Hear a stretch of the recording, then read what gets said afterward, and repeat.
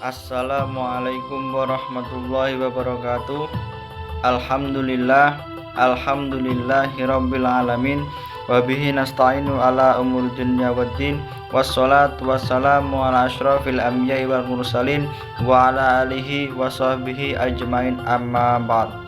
Yang terhormat kepada Bapak Ibu pengasuh Pondok Pesantren Bina Insani, yang saya hormati Presiden Pondok Pesantren Bina Insani beserta jajaran kepengurusannya, dan tak lupa pula seluruh mahasantri Pondok Pesantren Bina Insani yang saya cintai dan saya banggakan. Pertama-tama, marilah kita panjatkan puji syukur kita kehadirat Allah Subhanahu wa Ta'ala, karena berkat limpahan rahmat dan karunia-Nya lah sehingga kita masih diberikan nikmat kesehatan, nikmat iman, dan nikmat Islam.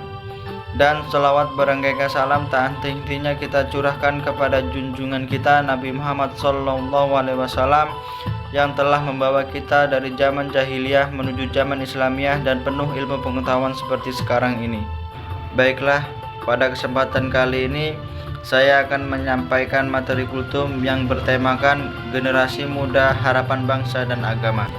Teman-temanku dimanapun kau berada, yang insya Allah dirahmati oleh Allah Subhanahu wa Ta'ala, Allah Subhanahu wa Ta'ala berfirman dalam surah Toha ayat 128, A'udzu billahi minasyaitonir rajim.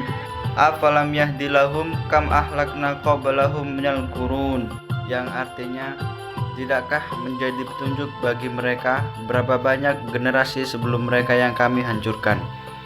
Teman-temanku yang dirahmati oleh Allah Subhanahu wa Ta'ala, dari ayat tersebut dapat kita ketahui, dapat kita lihat bahwa banyak generasi sebelum kita yang dihancurkan, yang dibinasakan oleh Allah Subhanahu wa Ta'ala dikarenakan kafir.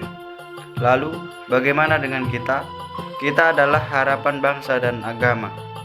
Jadi bagaimana bangsa dan agama kedepannya itu tergantung kepada kita, tergantung kepada pemuda dan pemudinya di zaman sekarang.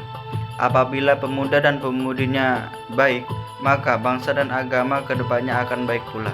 Begitu juga sebaliknya, apabila pemuda dan pemudinya di zaman sekarang ini jelek, buruk, maka begitu pula lah gambaran bangsa dan agama untuk kedepannya.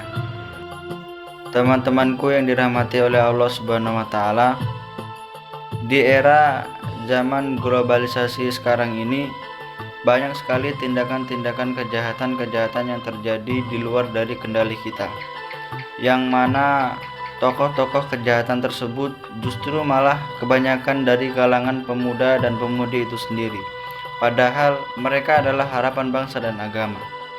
Banyak sekali macam-macam kejahatan yang mereka lakukan, seperti salah satu contohnya yaitu dengan mereka mengkonsumsi zat-zat berbahaya, zat-zat adiktif atau yang sering kita sebut dengan narkoba.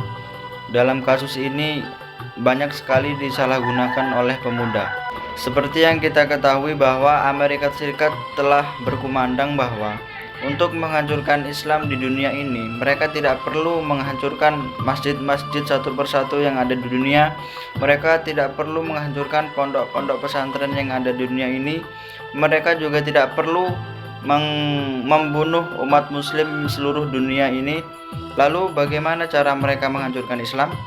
Yaitu dengan cara meracuni pemuda dan pemudinya di zaman sekarang. Karena mereka tahu bagaimana keadaan bangsa dan agama kedepannya itu tergantung kepada pemuda dan pemudinya di zaman sekarang. Lalu senjata apa yang mereka gunakan untuk meracuni pemuda-pemudi Islam? Salah satunya yaitu dengan cara mereka menyebarkan narkoba.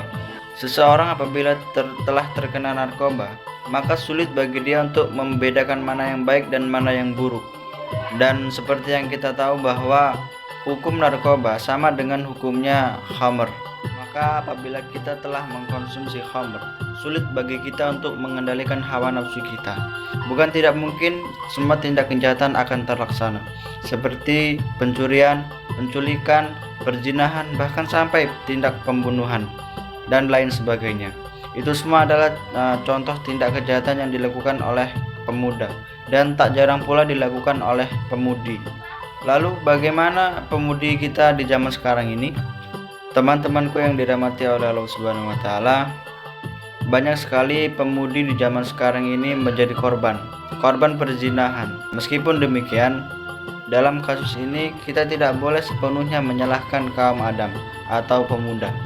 Karena seperti yang kita tahu bahwa neraka itu banyak dipenuhi oleh kaum wanita. Mengapa mereka mengumbar aurat? Mengapa mereka tidak menjaga kesucian mereka, sehingga muncullah para pezina-pezina yang tidak bertanggung jawab. Teman-temanku yang dirahmati oleh Allah Subhanahu wa taala, itulah salah satu contoh kejahatan perbuatan yang dilakukan oleh pemuda dan pemudi kita di zaman sekarang ini. Kita adalah harapan bangsa dan agama.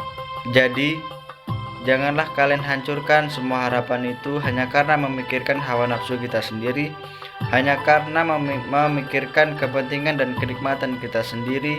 Ayo kita generasi muda bersama-sama bangkit memajukan negara Indonesia ini, agar negara Indonesia ini tidak tertinggal oleh negara-negara lainnya. Ayo kita bangkit untuk menegakkan agama Islam, agar agama Allah tersebut tidak terinjak-injak oleh agama lainnya. Mari kita bersama-sama berjuang fisabilillah. Semoga kita digolongkan pemuda dan pemudi yang berakhlakul karimah dimanapun kita berada, dan semoga senantiasa selalu dalam lindungan Allah Subhanahu wa taala. Sekian yang dapat saya sampaikan, semoga bermanfaat bagi kita semua. Lebih dan kurangnya mohon dimaafkan. Wassalamualaikum warahmatullahi wabarakatuh.